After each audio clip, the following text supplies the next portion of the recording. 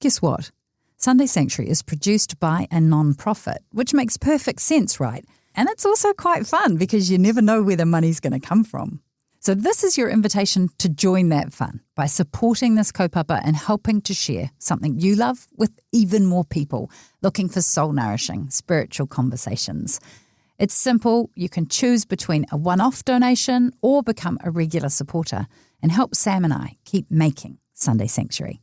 To give now, head to our website, sundaysanctuary.nz. Kia ora, and thank you. Maybe I can find my treasure. There's too much for me to do. Maybe I can find my treasure. Maybe my treasure rests in you. Sunday Sanctuary with Petra Bagust.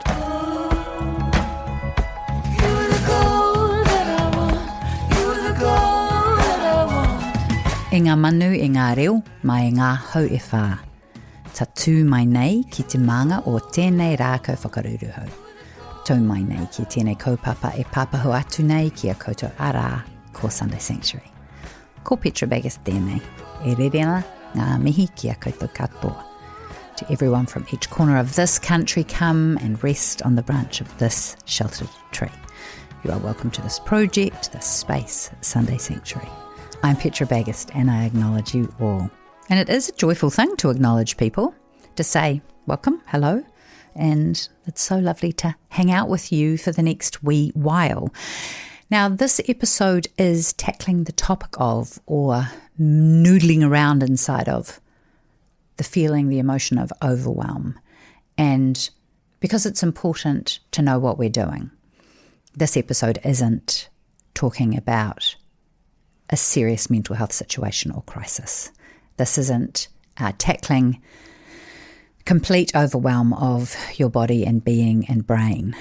We are, in essence, looking at healthy people struggling with the enormity of problems in the world, or with the enormity of their reactions to their own circumstances and their own very real and sometimes overwhelming lives. I was thinking today about how I can be overwhelmed when something I think ought to be easy just doesn't go my way. I was looking for my husband's stocking that goes on the foot that he's injured, and we hand washed it and we hand dried it on the towel rail, and I hand folded it and I put it somewhere very easy to find and safe. And today I cannot find it everywhere. And I start to wind up inside like, this is ridiculous. This is so... And maybe all of those feelings of frustration and other feelings kind of joining the party, so to speak. But there's this feeling of, I guess, something being outside of my control that should be okay and it's not okay. And so overwhelm, I suspect, can show up for us from very small activation points as well as very large activation points. And in this episode, producer Sam is going to bring you a couple of glorious stories about potentially how we can orient ourselves both toward and away from overwhelm.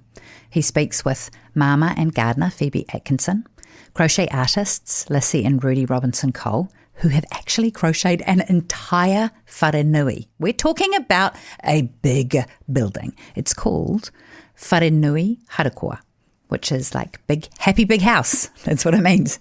And probably has a more eloquent name, but direct translation, happy big house. And it's on display inside the Civic Theatre here in Auckland until the 27th of July. I have heard it is highly recommended. Sam also turns the mic on himself. Now, for this episode, I caught up with spiritual director and really a very peaceful soul, Rachel Kitchens, to talk about a recent overwhelming experience of her own and some techniques for dealing with overwhelm that she uses and recommends to others. Then, of course, we have some glorious sacred texts like a passage from Tuesdays with Morrie, an examen, and beautiful waiata. Sunday Sanctuary with Petra Bagust.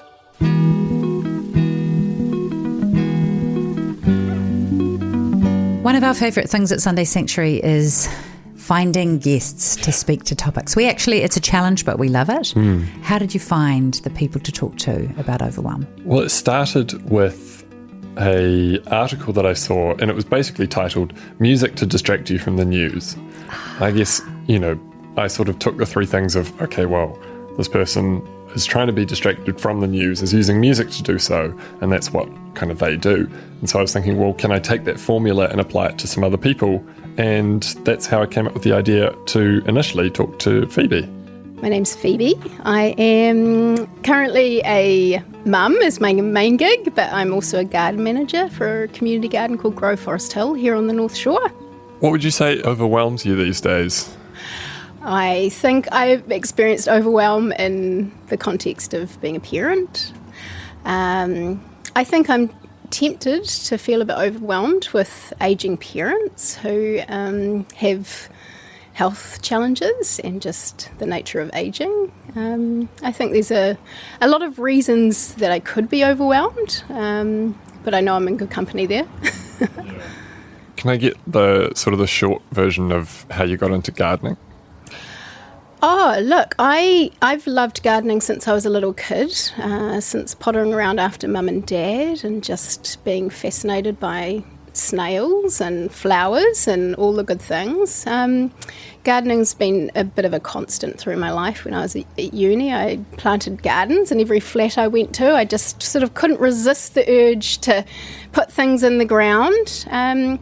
But I think as an adult, being privileged to have a home and some space to kind of call our own is when that sort of sense of being able to really plant a garden came to life for me. And more recently, becoming a mum and finding those little spaces of time where kids are napping or are busy, happy, and just to be able to pop out and do something that feeds my own soul has kind of really fed, I guess, the garden journey for me. So what is it about gardening that goes hand in hand with helping you deal with overwhelm? Oh, look, this is something I'm really passionate about, and I've thought about a lot. And I've thought about it because I've been in the space in the garden which provides me time to think. A lot of your listeners would have heard our journey of infertility and the grief that went along with that when Petra spoke to Dave. And I think during that time when so much of our life sort of felt quite barren and quite desolate, there's something about planting a garden that is just inherently hopeful. I know there's a really common quote that says to plant a garden is to believe in tomorrow, but I really like the way author Sue Stewart Smith puts it in A Well-Gardened Mind. She says to plant a seed is to plant a narrative of future possibility. It's an action of hope. And I think during that season of grief for me, being able to imagine our property as a beautiful space that we might one day raise kids in, and to actually get trees in the ground that we knew would take 10 years to flourish, to build veggie gardens, to get chickens, all those sorts of things, we're planting seeds of future possibility and we're actions of hope. And I think gardening holds a special place. You know, we connect to nature, we get our hands in the soil. There's lots of scientific research now about microbial bacteria in the soil that connects with serotonin in our brain. I think there's a growing body of kind of research that shows, yes, it's good for us. It's good for our gut. It's good for our mental health. But just from a real practical level, just to look outside and see a plant that you grew from seed and is now flourishing, it really feeds a part of you that needs feeding when you're feeling a bit hopeless. Yeah. Like, is the tactile element of it, does that play into it at all? Oh, absolutely. There's a philosopher, his name's Albert Bergman, and he talks about focal practices, which are activities where it requires some element of skill or experience. It could be playing guitar, it could be knitting, could be painting. For me, it's gardening. But it's not a means to an end. The means in itself, the process is where the sense of purpose is. It's in that moment where your hands are busy and your brain can slow down and your thoughts can kind of enter into a deeper state of processing, of reflection. That's just such a beautiful space. And I think in this world of, dopamine hits with doom scrolling and the temptation just to pick up your phone, to pop outside and just pick yellow leaves off a plant or whip a few weeds out is infinitely more rewarding and satisfying for my soul than a quick doom scroll. So there's definitely a kind of tactile, process-based activity element to it that's just feeds your mind and your soul. So yeah, for sure.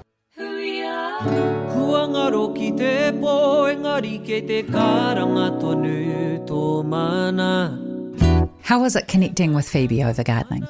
I turned up and it was a really easy conversation to just sort of immediately slip into.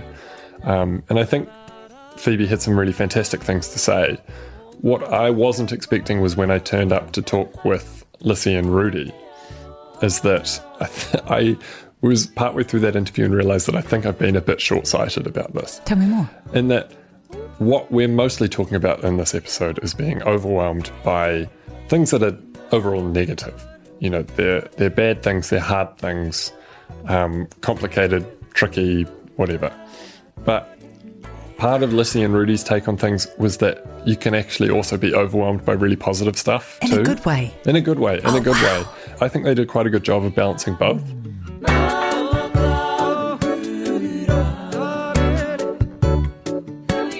Tēnā koe, ko Lissy Cole tōku ingoa, he uri ahau no Ngāti Hine, no Ngāti Kahu. I'm Lissy, and through my beautiful mother Mairihau, I whakapapa to Ngāti Hine and Ngāti Kahu, and through my gorgeous dad Colin, I whakapapa to England. Kia ora. Ai, tēnā koutou. He hono rea, he kororea ki te atua, he maungorungo ki te whenua, he whakaro pai ki ngā tangata katoa. Ko Rudi Robinson tōki ingoa, he uri ahau o Ngāti Pāua, Ngāti Tahu me Ngāti Whāua, Waikato me Taranaki hoki. Kia ora. Whereabouts are we sitting right now? Right now we're sitting in the most glorious theatre in Aotearoa, the Civic Theatre. We're sitting and we are looking at Wharenui Harikoa, our crocheted neon pink woolen wharenui, sitting centre stage in her most rightful place under the glorious lights and stars here in this theatre. It's amazing. And it's currently packed full of people, which is always good to see. In this episode, we're talking about how people deal with a sense of overwhelm in their own lives. Is there something, one or two things that you can think of that you personally find overwhelming at this sort of point in time? Well, I think, Sam, with our kaupapa o Wharenui Harikoa, he poro whakahākoko ko ue nuku tāwhana ki te rangi. Wharenui Harikoa is a refracting prism of our tupuna-inspired light that shines across the sky like a rainbow, manifesting intergenerational healing and deeply felt joy one loop at a time, connecting all people and igniting joy globally. But I think for us, we are tupuna-inspired. So, and the whare talks about all our stories of matariki, māpuanga, and in the whare space, we're able to come together with our whānau and to share all of our stories, that can be handed down from generation to generation. And going back to your question, at times feeling overwhelmed, I feel like you can feel overwhelmed when you're doing something especially awesome, and in that time, it's the breath that you take, that's the courage that you need to carry on that journey. Is there a link between the breaths that you're taking and the loops that you're connecting with your crocheting? Most definitely, Sam, because crochet is typically from our nannies, and all the love that they would probably crochet a blanket or an outfit for all our new babies. Now, all the love that they've put into their work, Okay, and all the intention that they've put into that work is also the same as, as you see here with Whare Nui Harikoa, and bringing all our people together and being like they're hugged, a big hug from their nanny. Yeah. Aye. And with the question around Overwhelm, when you see what's happening here in Aotearoa and overseas, you can, and with the saturation of social media and all the rest, for me, it's about not tuning into that at all, not giving it any kind of power, but to really go back to our kaupapa, to our tupuna, and to the truth of us as beings, first and foremost. And that's the beautiful thing about our whare, is that it grounds us, like Rudi said, the kaupapa, our stories, the connection, the gathering, the karakia, the dreaming. All of that is what keeps us hopeful and in a space of understanding that what's happening in this realm is just so fleeting. This isn't the real realm, and so our job as artists is to hold fast, really be single-minded in our vision, or the vision of our tupuna through us, and to share that, and to not give any of that, we not even look in that direction, to acknowledge that it's there, but our eyes are firmly focused on the horizon and what lies beyond that rainbow. And what is it? It's God, it's tupuna, it's wairua, that's where the real delicious stuff lies. And that's where we choose to look, because that's I don't want to look over there, we'll look over here, and that's all of that is what helps us with Overwhelm. I mean, I look at the Whare Nui Harikoa, and I hate to think how many individual loops are sort of are in that building, and so you look at that and just the immense amount of detail that's gone into it and think, gosh, that must have been, while putting together this beautiful thing, that must have at times felt like an overwhelming project.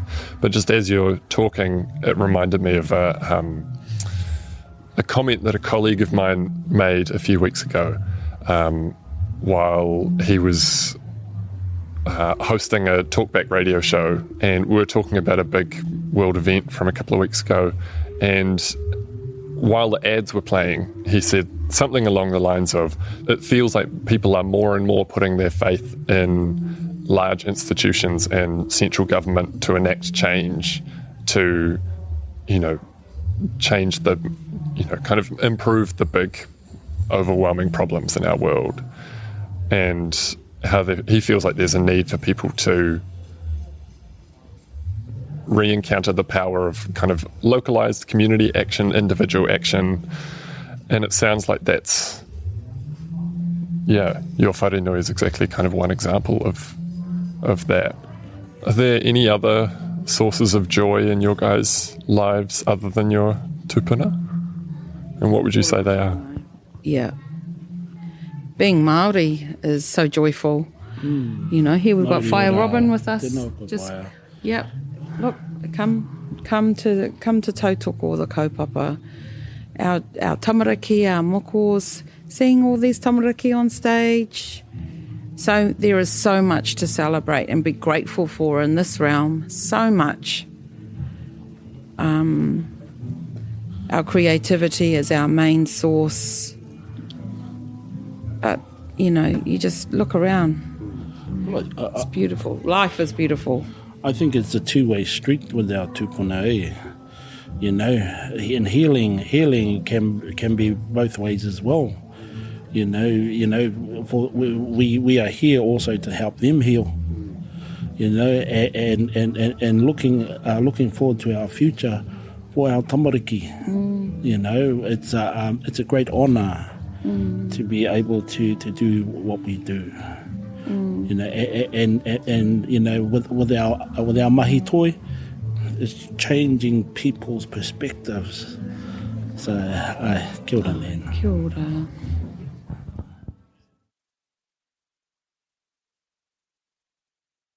I know when I suggested this wharenui harikoa to you, because people keep saying to me, oh, you've got to go and see wharenui harikoa. And I'm like, harikoa, that means happy. I'm in. I love hearing you say that it's that there's this idea that we could have a positive overwhelm. We could be overwhelmed with joy or celebration or happiness. Yeah. And also we know implicitly that will pass. Yeah. So that the happiness will come, the joy will come.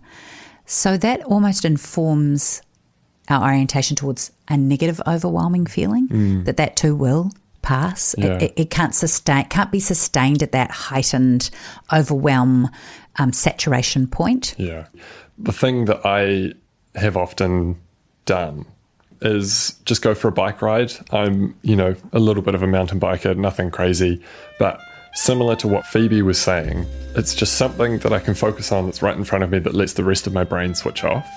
I haven't gone for a ride for a lot of this year because I've just felt very low energy. And after talking with Phoebe and Lissy and Rudi, it made me kind of rethink that. And so I made myself go out again. Oh, it definitely feels like it's been nearly 2 months since I last rode my bike.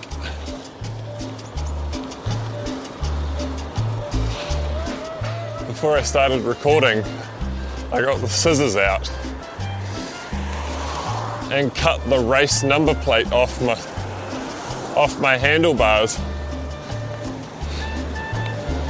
because the last time I rode my bike was that race back in May,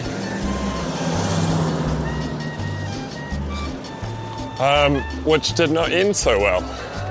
One of the real risks when you're racing or competing in the heat is the blood supply to your gut starts to shut down a little, and you might put a lot of fluid in there or a few gels and it doesn't get absorbed.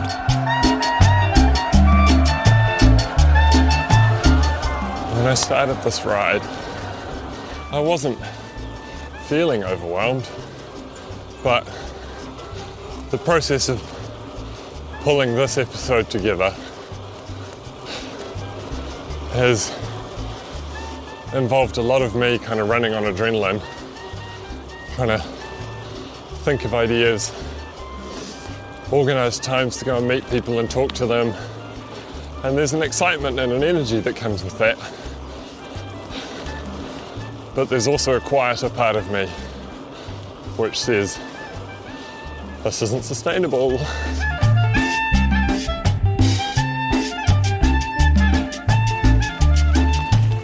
I guess within the first 10 minutes I've already realised how little during the weekdays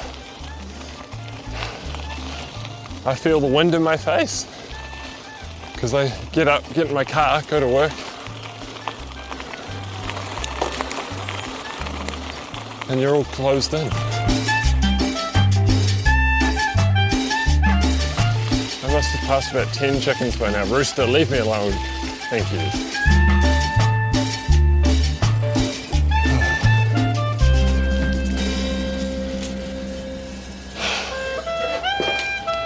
And I'm back. I guess what I'd forgotten is that while, yes, it's something that helps me switch my brain off, it's also a time, because my brain is somewhat switched off, that I find it a lot easier to spend that time in prayer. I'll just kind of be grinding up whatever gravel road, and I can just kind of do that automatically and just be sort of praying in the background. And it's through that often the great things and the good things in my life sort of bubble back up to the surface, and I'm actually able, because I've taken that step back. And it might be really physically sort of strenuous, but it's still that mental step back. And I'm like, oh yeah, it's easy to really fixate on the negative, overwhelming things.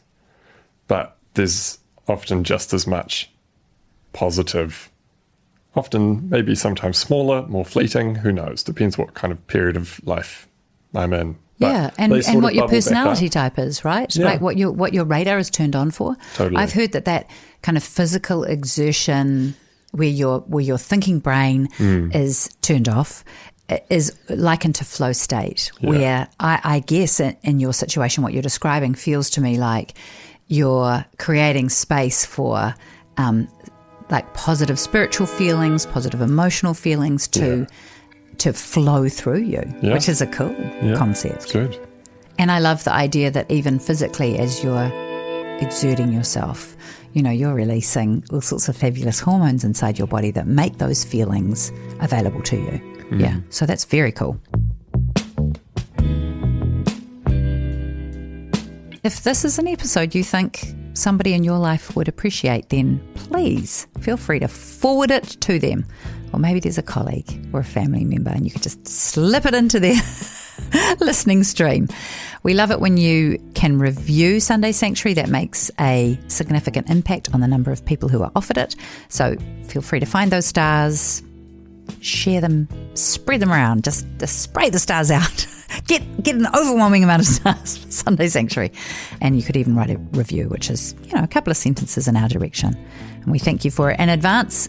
If you want to hang out with us on Instagram, we're at Sunday Sanctuary NZ. And in honour of creativity and all things fun, here's a poem by the late Michael Lernig, Australian poet and cartoonist. Into weariness and woe, I am bound to simply go, understanding less and less of this existential mess, not to stagger or to stoop, but to bear this bowl of soup with careful steadiness and cheer, the soup I made, this bowl so dear, this time on earth, these bits I found, the trembling heart, the shaky ground, the fading light, the wistful moon, my winding path, my wooden spoon.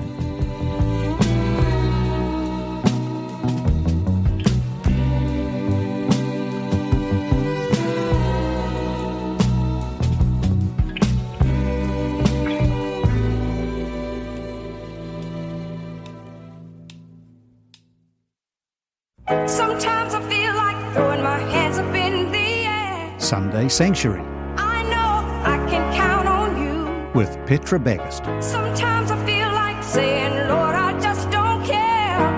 But you've got the love I need to see me through. Sometimes it seems the going is just too rough. And things go wrong no matter what I do. Now and then I feel like life is just too much. But you've got the love I need to see me through. That was a little bit of You Got the Love by Candy Staton and The Source. Ooh, just makes me feel happy listening to that song. Not overwhelmed with happiness, but maybe a little bit overwhelmed. Okay, carrying on. Recently, I was hanging out in the office and the delightful Reverend Frank Ritchie said, "Have you read Tuesdays with Morrie by Mitch Albom?" And I said, "I don't know. It's been out. I think it was published in 1997. And it's a very easy read. Mitch Albom is in essence a sports reporter. So he writes pithy, fabulous articles. And what he wrote with Tuesdays with Morrie is a beautiful book about a man's last days and the lessons he learnt, sitting beside the bed of his old lecturer, Morrie. And one of those lessons was about how to handle our emotions. And at first I resisted what Morrie was saying. I'm like, oh, really? This idea, as you'll hear, of detachment or distancing yourself from a feeling can feel weird when we've only just started practicing feeling our feelings. But I think Morrie has a really good point. The small horrors of his illness were growing, and when I finally sat down with Morrie, he was coughing more than usual, a dry, dusty cough that shook his chest and made his head jerk forward. After one violent surge, he stopped, closed his eyes, and took a breath. I sat quietly because I thought he was recovering from his exertion.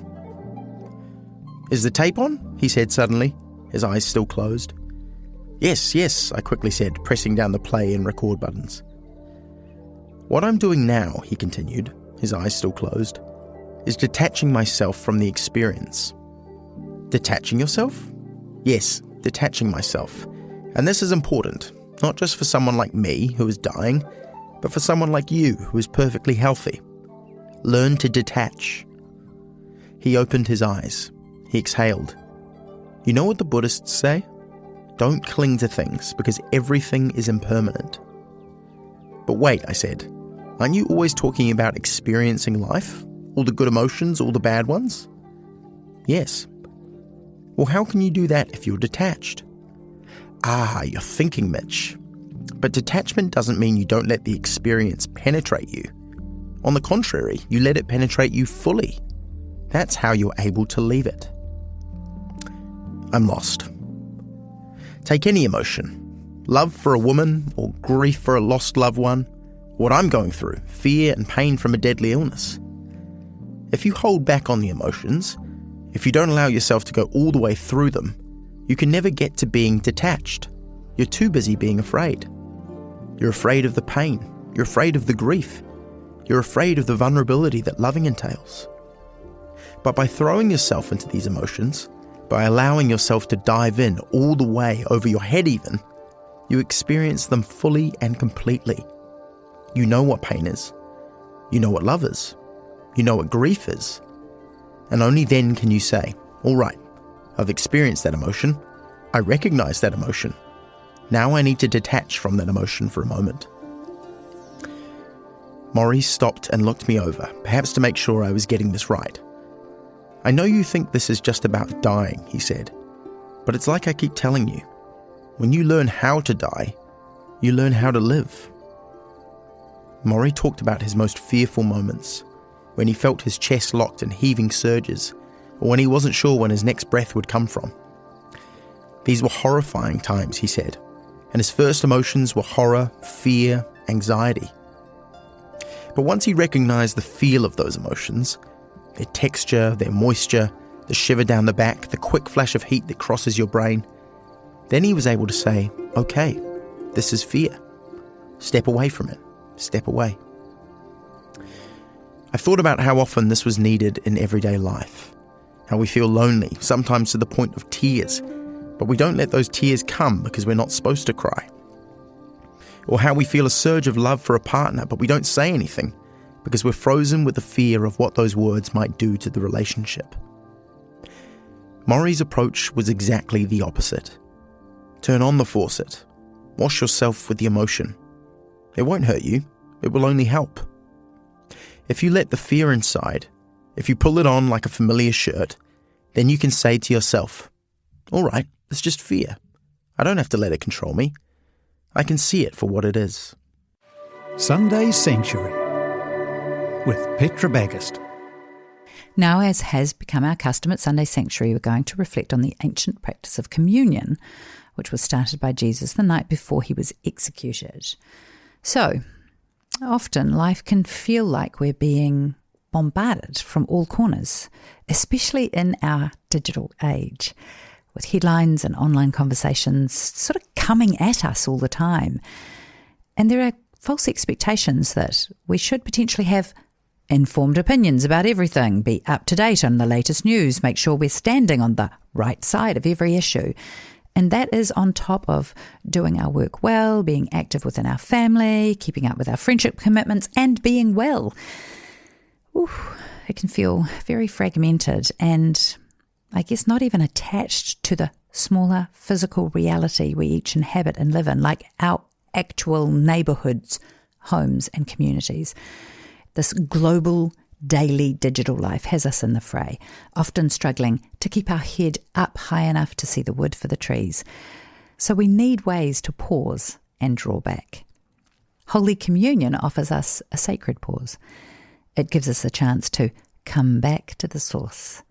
Whilst it doesn't detach us from all that is life, it's not designed to. It rather draws us into transcending all that is life for a moment, to step close to the one who said, "Are you tired, worn out, burned out on religion? Come to me. Get away with me and you'll recover your life.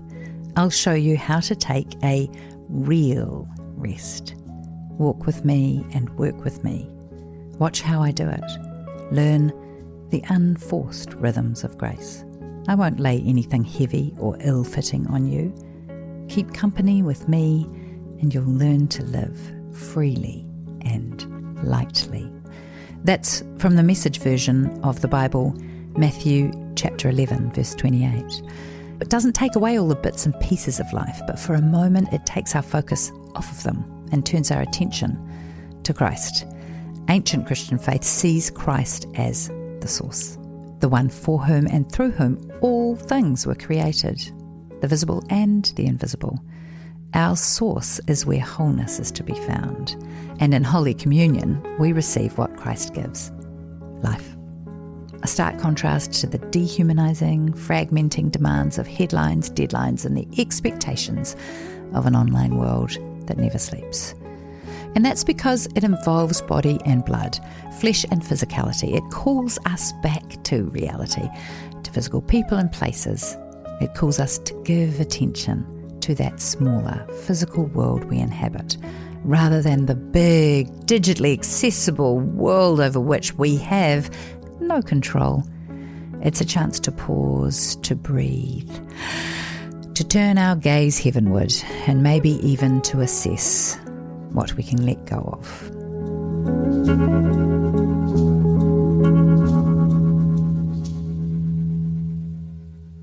Sunday Sanctuary. Coming up, we've got a kōrero that I hope will be useful and helpful with spiritual director Rachel Kitchens.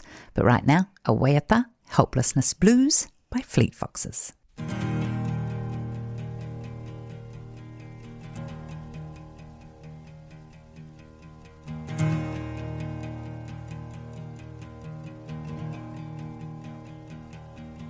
I was raised up believing I was somehow unique, like a snowflake, distinct among snowflakes, unique in each way you'd conceive. And now after some thinking, I'd say I'd rather be a functioning cog in some great machinery, serving something beyond me. But I don't know what that will be. I'll get back to you someday soon, you will see.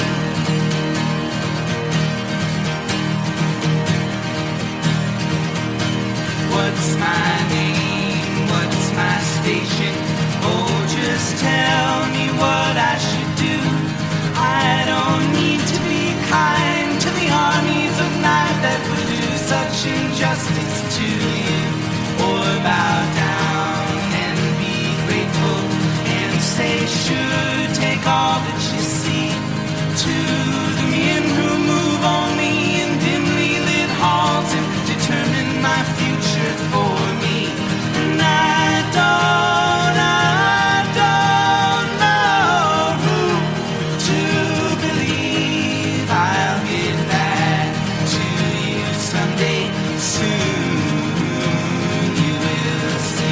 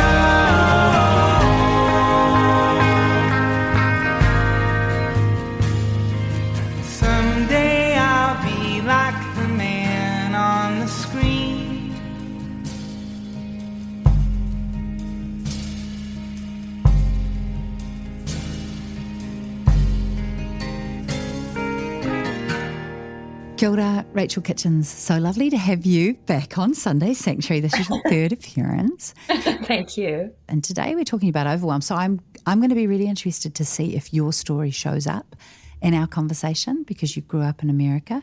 You moved to Canada where you studied for 5 years. Then I don't know at what point you met the beautiful Andrew Shamey, but you at some point met him and ended up here, whether you came and met him here or you met him there. I suspect there. And you've been living here now for 15 years in New Zealand, so a new home in a new country, and you've been a spiritual director for 10 of those years. So I guess, look, let's talk about perhaps you sit with people all the time, and human beings experience overwhelm outside of significant health or mental health issues. Overwhelm feels like it's a bit more ever present.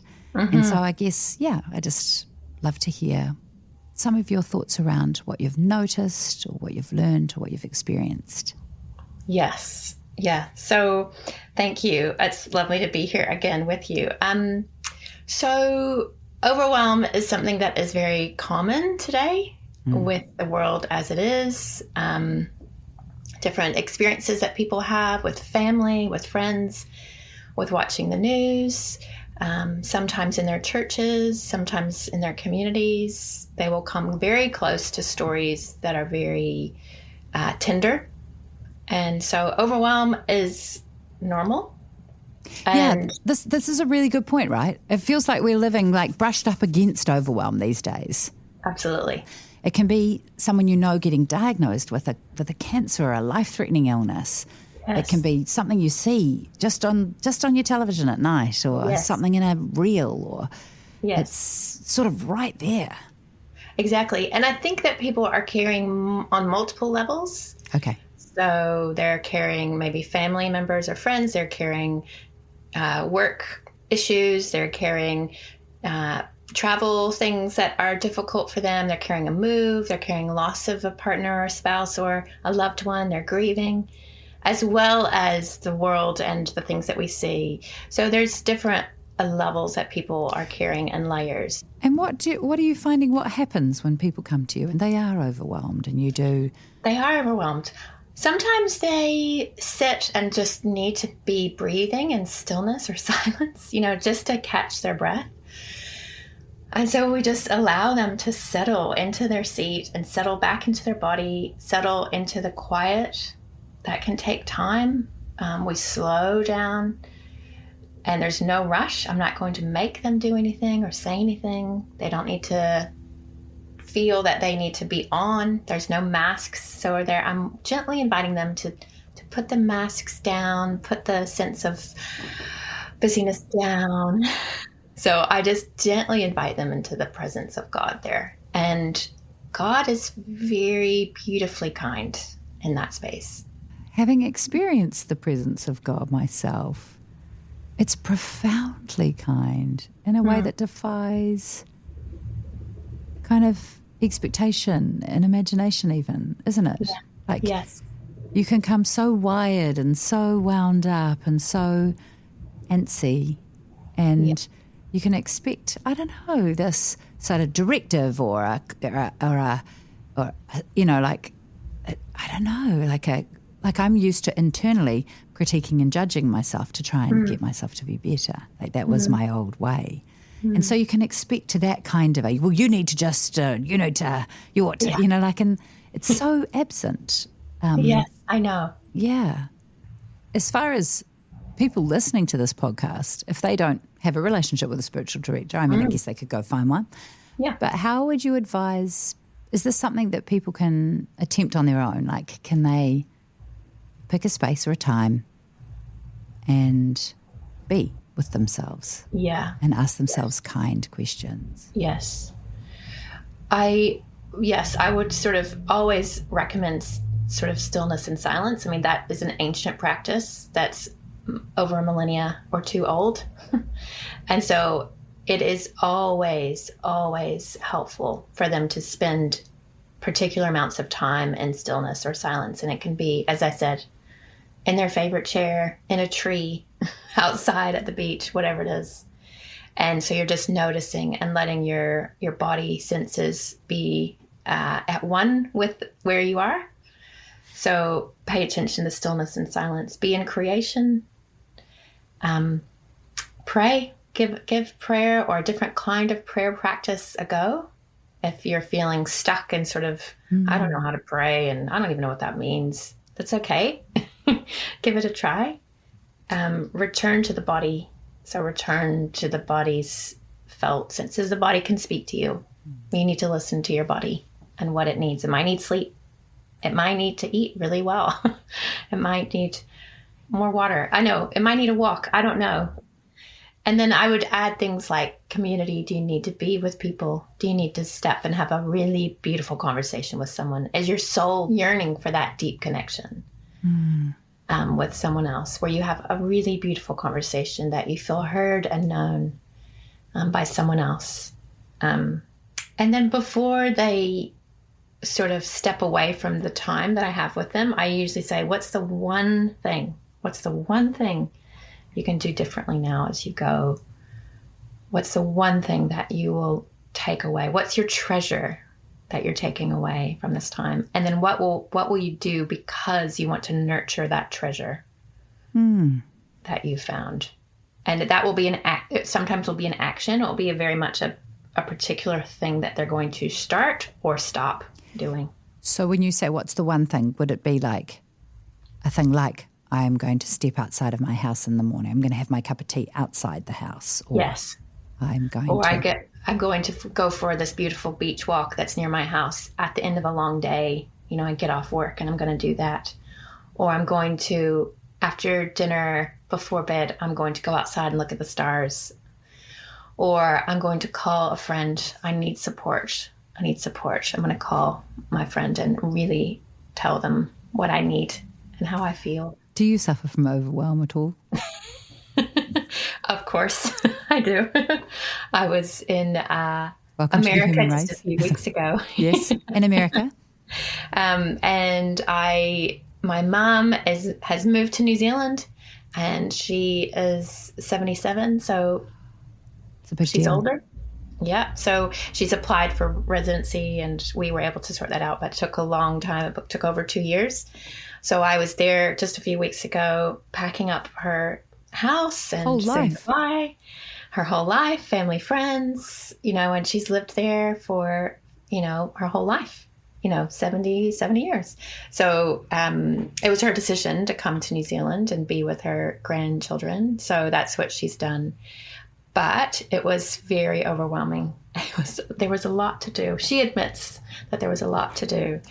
And we did it, and we had 3 weeks to do it, but it was very tight. So, all the things that you imagine, banks, closing utilities, saying goodbye to people, saying goodbye to things that she's known, landscape, her house, her car, everything. And so it was a lot. So I felt overwhelmed. And what I did was I tried to walk every morning. So I did a prayer walk every morning. If it was 20 minutes, 30 minutes, fine. Every morning I did a prayer walk. Every day I made sure to eat. That's always wise, but hard if you're really busy, can be hard. So, yep. Make sure to eat, drink water. I called a couple friends and I said, I need some help here. And they said, we're on our way.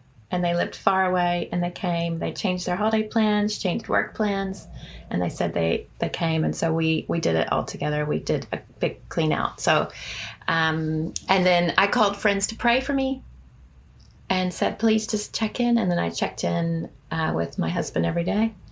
And then I thought, I can't feel all the feelings right now. I don't have time to feel all the feelings, and that's okay. So I need to put that to the side, write them down. You can come back to them. But I don't have time to feel all the feelings, and that's okay. And I've been feeling them since I got back. So, which is quite a process, right? It's quite a process. And I've got all my helper people online to go, I need some help to finish off things and to process what's happened to me and how that was. And so they've been wonderful. And when I got here, I slept for 10 hours every night for about 2 weeks. So I did that. So these are very practical things, Petra. Yeah, I love very practical things. Like I was telling my husband about how I think our daughter just needs some more sleep, and he said, "Who are you? Like, listen to yourself," because I've been very, very dismissive of sleep. But it turns out it's like you can wake up feeling like Superman if you have a very nice Sleep is sleep. incredible. It's like, wow, It is. I can take on the world today. Exactly. Yeah. Oh, I love that. I love that. Thanks for sharing your story, because it's really lovely to hear. That's a very significant, not project, but like seasonal. That's a huge transition you and your mum have taken on. It was. You felt the full force of it. I did. But you held on to your sustaining habits. Yeah. Called in the cavalry of good friends and remote community to support you emotionally, psychologically and spiritually. Yes, correct. Then you also recognise what you couldn't deal with, resourced yourself by sleeping when you got home, and you're now doing the work of the emotional processing. That's so you feel it all, like that's big, but you've also, it feels like a very positive experience of overwhelm in some ways. It was a positive. I love that reframing. Thank you for that. I received that gift, the reframing. It was a positive experience of overwhelm. It was, yes, and it continues to bear fruit in a way. Yeah, that is treasures of learning for me. Wow. So and I've come back to. I wrote it all down every day. I had a journal, so that was also a thing that helped. Write it all down. I can come back to it. Yeah. And then I just found I needed to tell a story. I mean, I've told this story probably 10 times to all my support people and said, and I need to tell you this, I need to tell you. So I just let it run its course of the narrative. And then I've had experiences of like, whoa, afterwards, where I'm able to have those sort of, that's what happened, or that's what was going on. But in the midst of it, you can't do all that work, and you shouldn't, because in the midst of it, you're just surviving down the fort.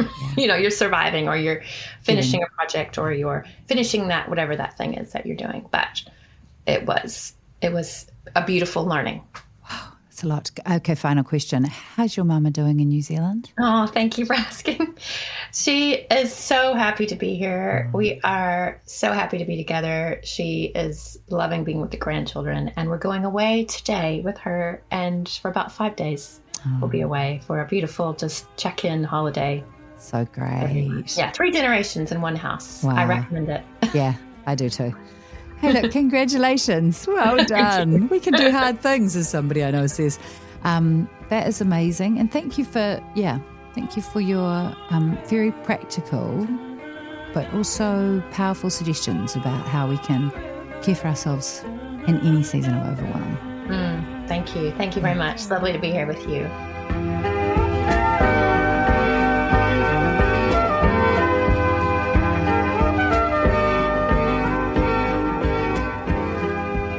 I loved how Rachel's ideas of dealing with the negative impact of overwhelm felt accessible, and also this idea of just adding or doing one thing. Perhaps my favourite thing that she talked about, though, was the real world application, because hard seasons happen to all of us, and this idea that she would really apply her own learning and advice to a hard season that she has been through, that idea of being in survival mode, like calling the community and the cavalry, and then pausing the processing, not having to feel everything right then, right now. So this idea of, okay, I will pause and I will process later, and then doing it.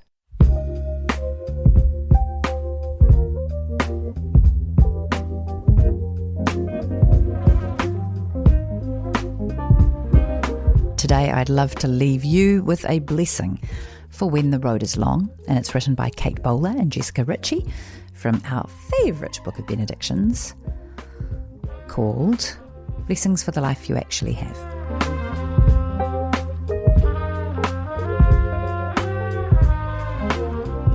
God, I could not have imagined that this road could be so long, so hard, so daunting. Here I am, worn out, body and soul. Blessed are we, the weary, who must set aside what we are carrying and begin to feel only the weight of our own being. It is enough for now. Let our shoulders sink from around our ears. Let our breath grow longer and deeper, taking a minute to notice the way our diaphragm rises and falls without us telling it to. Blessed are we who cannot go on, not like this, but stand and look and ask, is there a better path? Blessed are we at the point of utter stillness. That becomes an empty space for that voice to echo and build and resound until it becomes a place to rest and receive and be made whole. And how blessed are we who are astonished to find that God's strength begins at the very point when ours runs out.